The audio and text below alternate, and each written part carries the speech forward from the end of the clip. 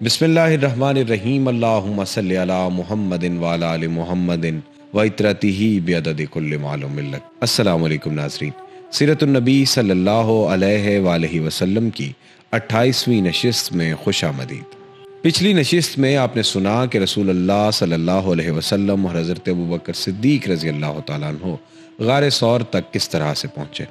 غار کے پاس پہنچ کر حضرت ابوبکر صدیق رضی اللہ تعالیٰ عنہ نے کہا، خدا کے لیے ابھی آپ صلی اللہ علیہ وسلم اس میں داخل نہ ہوں، پہلے میں داخل ہو کر دیکھ لیتا ہوں، اگر اس میں کوئی چیز ہوئی تو آپ کی بجائے مجھے اس سے سابقہ پیش آئے گا۔ چنانچہ حضرت ابوبکر صدیق رضی اللہ تعالیٰ عنہ اندر گئے اور غار کو صاف کیا۔ ایک جانب چند سوراخ تھے جنہیں اپنا تہ بند پھاڑ کر بند کر دیا، لیکن 2 سوراخ باقی بچ رہے۔ حضرت ابوبکر نے ان دونوں پر اپنے پاؤں رکھ دیے، پھر رسول اللہ صلی اللہ علیہ وسلم سے عرض کی کہ آپ اندر تشریف لے آئیں۔ آپ اندر تشریف لے گئے اور حضرت ابوبکر صدیق کی آغوش میں سر رکھ کر سو گئے۔ ادھر حضرت ابوبکر صدیق رضی اللہ تعالیٰ عنہ کے پاؤں میں کسی چیز نے ڈس لیا، مگر اس ڈر سے ہلے بھی نہیں کہ رسول اللہ صلی اللہ علیہ وسلم جاگ نہ جائیں، لیکن ان کے آنسو رسول اللہ صلی اللہ علیہ وسلم کے چہرے پر ٹپک گئے اور آپ کی آنکھ کھل گئی۔ آپ نے فرمایا، ابوبکر تمہیں کیا ہوا ہے؟ عرض کی کہ میرے ماں باپ آپ پر قربان، مجھے کسی چیز نے ڈس لیا ہے۔ رسول اللہ صلی اللہ علیہ وسلم نے اس پر لعاب دہن لگایا اور تکلیف جاتی رہی۔ یہاں دونوں حضرات نے 3 راتیں یعنی جمعہ، ہفتہ اور اتوار کی رات چھپ کر گزاری۔ اس دوران ابوبکر صدیق رضی اللہ تعالیٰ عنہ کے صاحبزادے عبداللہ بھی یہیں رات گزارتے تھے۔ حضرت عائشہ کا بیان ہے کہ وہ گہری سوجھ بوجھ کے مالک سخن فہم نوجوان تھے۔ سحر کی تاریکی میں ان دونوں حضرات کے پاس سے چلے جاتے اور مکہ میں قریش کے ساتھ یوں صبح کرتے گویا انہوں نے یہیں رات گزاری ہے۔ پھر آپ دونوں کے خلاف سازش کی، جو کوئی بات سنتے اسے اچھی طرح یاد کر لیتے اور جب تاریکی گہری ہو جاتی تو اس کی خبر لے کر غار میں پہنچ جاتے۔ ادھر حضرت ابوبکر صدیق رضی اللہ تعالیٰ عنہ کے غلام عامر بن فہمیرہ بکریاں چراتے رہتے اور جب رات کا ایک حصہ گزر جاتا تو بکریاں لے کر ان کے پاس پہنچ جاتے۔ اس طرح دونوں حضرات رات کو آسودہ ہو کر دودھ پی لیتے، پھر صبح تڑکے ہی عامر بن فہمیرہ بکریاں ہانک کر چل دیتے۔ تینوں رات انہوں نے یہی کیا۔ مزید یہ کہ عامر بن فہیرہ حضرت عبداللہ بن بکر رضی اللہ تعالیٰ عنہ کے مکے جانے کے بعد انہی کے نشانات قدم پر بکریاں ہانکتے تھے تاکہ نشانات مٹ جائیں۔ ادھر قریش کا یہ حال تھا کہ جب منصوبہ قتل کی رات گزر گئی اور صبح کو یقینی طور پر معلوم ہو گیا کہ رسول اللہ صلی اللہ علیہ وآلہ وسلم ان کے ہاتھ سے نکل چکے ہیں تو ان پر گویا جنون طاری ہو گیا۔ انہوں نے سب سے پہلے اپنا غصہ حضرت علی کرم اللہ وجہ الکریم پر اتارا، آپ کو گھسیٹ کر خانہ کعبہ تک لے گئے اور ایک گھڑی زیر حراست رکھا کہ ممکن ہے ان دونوں کی خبر لگ جائے، لیکن جب حضرت علی سے کچھ حاصل نہ ہوا تو حضرت ابوبکر کے گھر آئے اور دروازہ کھٹکایا۔ پھر حضرت اسماء بنت ابی بکر برآمد ہوئی، ان سے پوچھا، تمہارے ابا کہاں ہیں؟ انہوں نے کہا، باخدا مجھے معلوم نہیں میرے ابا کہاں ہیں۔ اس پر کم بخت خبیث ابو جہل نے ہاتھ اٹھا کر ان کی رخسار پر اس زوردار کا تھپڑ مارا کہ ان کے کان کی بالی گر گئی، نعوذ باللہ۔ اس کے بعد قریش نے ایک ہنگامی اجلاس کر کے یہ طے کیا کہ ان دونوں کی گرفتاری کرنے کے لیے تمام ممکنہ وسائل کام میں لائے جائیں۔ چنانچہ مکے سے نکلنے والے تمام راستوں پر خواہ وہ کسی بھی سمت جا رہا ہو نہایت کڑا مسلح پہرا بٹھا دیا گیا۔ اسی طرح یہ اعلان عام بھی کیا گیا کہ جو کوئی رسول اللہ صلی اللہ علیہ وسلم اور ابوبکر کو یا ان میں سے کسی کو زندہ یا مردہ حاضر کرے گا اسے ہر ایک کے بدلے 100 اونٹوں کا گراں قدر انعام دیا جائے گا۔ اس اعلان کے نتیجے میں سوار اور پیادے اور نشانات قدم کے ماہر کھوجی نہایت سرگرمی سے تلاش میں لگ گئے اور پہاڑوں، وادیوں اور نشیب و فراز میں ہر طرف بکھر گئے، لیکن نتیجہ اور حاصل کچھ نہ رہا۔ تلاش کرنے والے غار کے دھانے تک بھی پہنچے، لیکن اللہ اپنے کام پر غالب ہے۔ چنانچہ صحیح بخاری میں یہ حدیث ہے کہ حضرت انس رضی اللہ تعالیٰ عنہ سے مروی ہے کہ ابوبکر رضی اللہ تعالیٰ عنہ نے فرمایا کہ میں نبی صلی اللہ علیہ وسلم کے ساتھ غار میں تھا، سر اٹھایا تو کیا دیکھتا ہوں کہ لوگوں کے پاؤں نظر آ رہے ہیں۔ میں نے کہا، اے اللہ کے نبی، اگر ان میں سے کوئی شخص محض اپنی نگاہ نیچی کر دے تو ہمیں دیکھ لے گا۔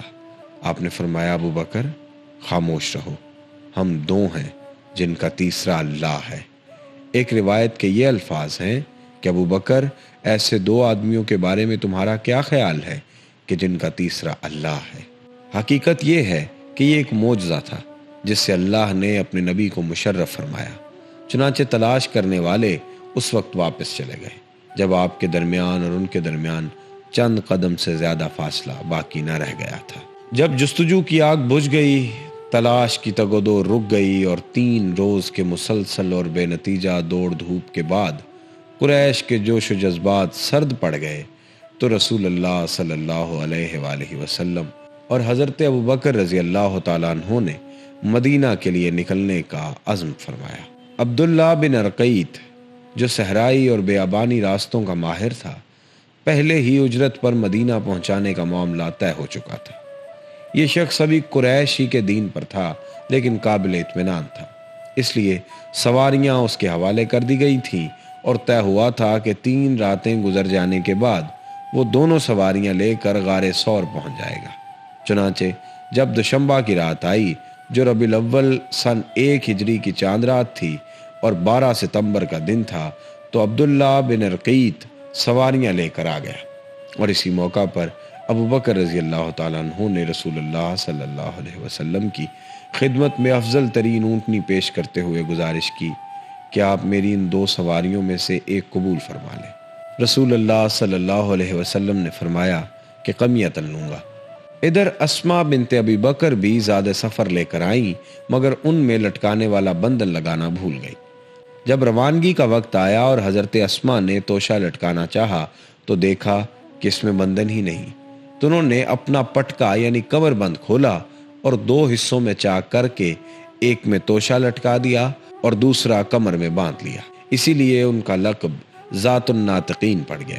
اس کے بعد رسول اللہ صلی اللہ علیہ وسلم اور حضرت ابوبکر نے کوچ فرمایا۔ عامر بن فہیرہ رضی اللہ تعالیٰ عنہ بھی ساتھ تھے۔ رہنما عبداللہ بن ارقیت نے ساحل کا راستہ اختیار کیا۔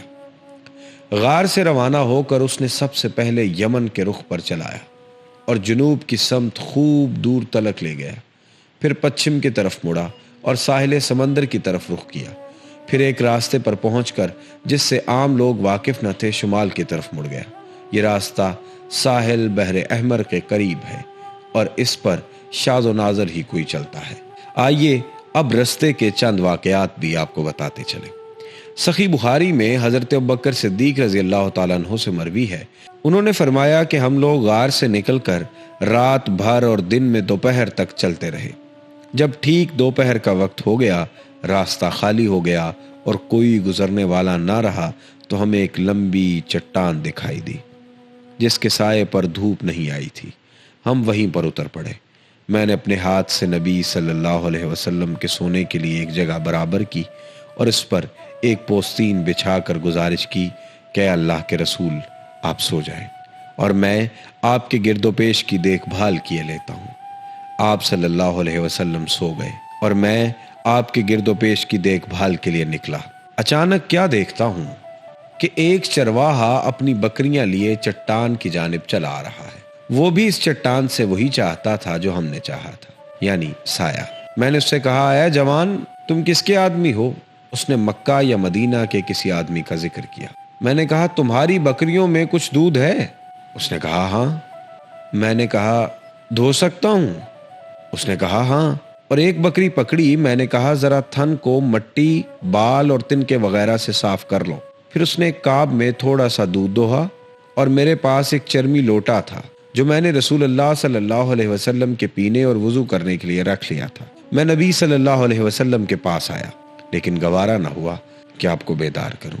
چنانچہ جب آپ بیدار ہوئے تو آپ کے پاس آیا اور دودھ پر پانی انڈیلا یہاں تک کہ اس کا نچلا حصہ ٹھنڈا ہو گیا۔ اس کے بعد میں نے کہا اے اللہ کے رسول پی لیجئے۔ آپ نے پیا یہاں تک کہ خوش ہو گیا۔ پھر آپ نے فرمایا کیا ابھی کوچ کا وقت نہیں ہوا؟ میں نے کہا کیوں نہیں؟ اس کے بعد ہم لوگ چل پڑے۔ اس سفر میں حضرت ابوبکر رضی اللہ تعالیٰ عنہ کا طریقہ یہ تھا کہ وہ نبی صلی اللہ علیہ وسلم کی ردیف رہا کرتے تھے، یعنی سواری پر حضور کے پیچھے بیٹھا کرتے تھے۔ چونکہ ان پر بڑھاپے کے آثار نمایاں تھے، اس لیے لوگوں کی توجہ انہی کی طرف جاتی تھی۔ نبی صلی اللہ علیہ وسلم پر ابھی جوانی کے آثار غالب تھے اور اس لیے آپ کی طرف توجہ کم جاتی تھی۔ اس کا نتیجہ یہ تھا کہ کسی آدمی سے سابقہ پڑھتا تو وہ ابوبکر رضی اللہ تعالیٰ عنہ سے پوچھتا کہ آپ کے آگے کون سا آدمی ہے؟ حضرت ابوبکر صدیق کا بڑا لطیف جواب دیتے، فرماتے یہ آدمی مجھے راستہ بتاتا ہے۔ اس سے سمجھنے والا سمجھتا ہے کہ وہ یہی راستہ مراد لے رہے ہیں، حالانکہ وہ خیر کا راستہ مراد لیتے ہیں۔ اسی سفر میں آپ کا گزر معبد کے خیمے سے ہوا۔ یہ ایک نمایاں اور توانا خاتون تھی، ہاتھوں میں گھٹنے ڈالے خیمے کے صحن میں بیٹھی رہتی اور آنے جانے والوں کو کھلاتی پلاتی رہتی۔ آپ صلی اللہ علیہ وسلم نے ان سے پوچھا کہ پاس میں کچھ ہے؟ بولی باخدا ہمارے پاس کچھ ہوتا تو آپ لوگوں کی میزبانی میں تنگی نہ ہوتی، بکریاں بھی دور دراز ہیں، یہ قحط کا زمانہ ہے۔ رسول اللہ صلی اللہ علیہ وسلم نے دیکھا کہ خیمے کے ایک گوشے میں ایک بکری ہے، فرمایا معبد یہ کیسی بکری ہے؟ بولی اسے کمزوری نے ریوڑ سے پیچھے چھوڑ رکھا ہے۔ آپ نے دریافت کیا کہ اس میں کچھ دودھ ہے؟ بولی وہ اس سے کہیں زیادہ کمزور ہے۔ آپ نے فرمایا اجازت ہے کہ اسے دھو لوں؟ بولی ہاں، میرے ماں باپ تم پر قربان، اگر تمہیں اس میں دودھ دکھائی دے رہا ہے تو ضرور دھو لو۔ اس گفتگو کے بعد رسول اللہ صلی اللہ علیہ وسلم نے اس بکری کے تھن پر ہاتھ پھیرا، اللہ کا نام لیا اور دعا کی۔ بکری نے پاؤں پھیلا دیے، تھن میں بھرپور دودھ اتر آیا۔ آپ نے معبد کا ایک بڑا سا برتن لیا جو ایک جماعت کو آسودہ کرتا تھا اور اس میں اتنا دودھ دوہا کہ جھاگ اوپر آ گیا۔ پھر معبد کو پلایا، وہ پی کر شکم سیر ہو گئیں تو اپنے ساتھیوں کو پلایا، وہ بھی شکم سیر ہو گئے تو خود پیا۔ پھر اسی برتن میں دوبارہ اتنا دودھ دوہا کہ برتن پھر بھر گیا اور اسے معبد کے پاس چھوڑ کر آگے چل پڑے۔ تھوڑی ہی دیر گزری تھی کہ ان کے شوہر معبد اپنی کمزور بکریوں کو جو دبلے پن کی وجہ سے مریل چال چل رہی تھی ہانکتے ہوئے پہنچے۔ دودھ دیکھا تو حیرت میں پڑ گئے، پوچھا یہ تمہارے پاس کہاں سے آیا؟ جبکہ بکریاں دور دراز تھیں اور گھر میں دودھ دینے والی بکری نہ تھی۔ بولی باخدا کوئی بات نہیں سوائے اس کے کہ ہمارے پاس سے ایک بابرکت آدمی گزرا جس کی ایسی اور ایسی بات تھی اور یہ حال تھا۔ معبد نے کہا یہ تو وہی صاحب قریش معلوم ہوتا ہے جسے قریش تلاش کر رہے ہیں، اچھا ذرا اس کی کیفیت تو بیان کرو۔ اس پر معبد نے نہایت دلکش انداز سے آپ کے اوصاف و کمالات کا ایسا نقشہ کھینچا گویا سننے والا آپ کو اپنے سامنے دیکھ رہا ہو۔ یہ اوصاف سن کر معبد نے کہا واللہ یہ تو وہی صاحب قریش ہے جس کے بارے میں لوگوں نے قسم قسم کی باتیں بیان کی ہیں۔ میرا ارادہ یہ ہے کہ آپ صلی اللہ علیہ وسلم کی رفاقت اختیار کروں اور کوئی راستہ ملا تو ایسا ضرور کروں گا۔ ادھر مکے میں ایک آواز بھری جسے لوگ سن رہے تھے مگر اس کا بولنے والا دکھائی نہیں پڑ رہا تھا۔ آواز یہ تھی، اے رب العرش ان دو رفیقوں کو بہترین جزا دے جو معبد کے خیمے میں نازل ہوئے، وہ دونوں خیر کے ساتھ اترے اور خیر کے ساتھ روانہ ہوئے، اور جو محمد کا رفیق ہوا صلی اللہ علیہ وسلم وہ کامیاب ہوا۔ ہائے قصہ، اللہ نے اس کے ساتھ کنبے بے نظیر کارنامے اور سرداریاں تم سے سمیٹ لی۔ بنو کعب کو ان کی خاتون کی قیام گاہ اور مومنین کی نگہداشت کا پڑاؤ مبارک ہو۔ تم اپنی خاتون سے اس کی بکری اور برتن کے متعلق پوچھو، تم اگر خود بکری سے پوچھو گے تو وہ بھی شہادت دے گی۔ حضرت اسما کہتی ہیں کہ ہمیں معلوم نہ تھا کہ رسول اللہ صلی اللہ علیہ وسلم نے کدھر کا رخ فرمایا کہ ایک جن زیری مکہ سے اشعار پڑھتے ہوئے آیا۔ لوگ اس کے پیچھے پیچھے چل رہے تھے، اس کی آواز سن رہے تھے لیکن خود اسے نہیں دیکھ رہے تھے، یہاں تک کہ وہ بالائی مکہ سے نکل گیا۔ وہ کہتی ہیں کہ جب ہم نے اس کی بات سنی تو ہمیں معلوم ہوا کہ رسول اللہ صلی اللہ علیہ وسلم نے کدھر کا رخ فرمایا ہے، یعنی آپ کا رخ مدینہ کی جانب ہے۔ سبحان اللہ۔ ناظرین آج کی اس نشست سے فی الحال اتنا ہی۔ اپنے میزبان سید ابرار ابوالحسن کو اجازت دیجیے۔ اللہ حافظ و ناصر۔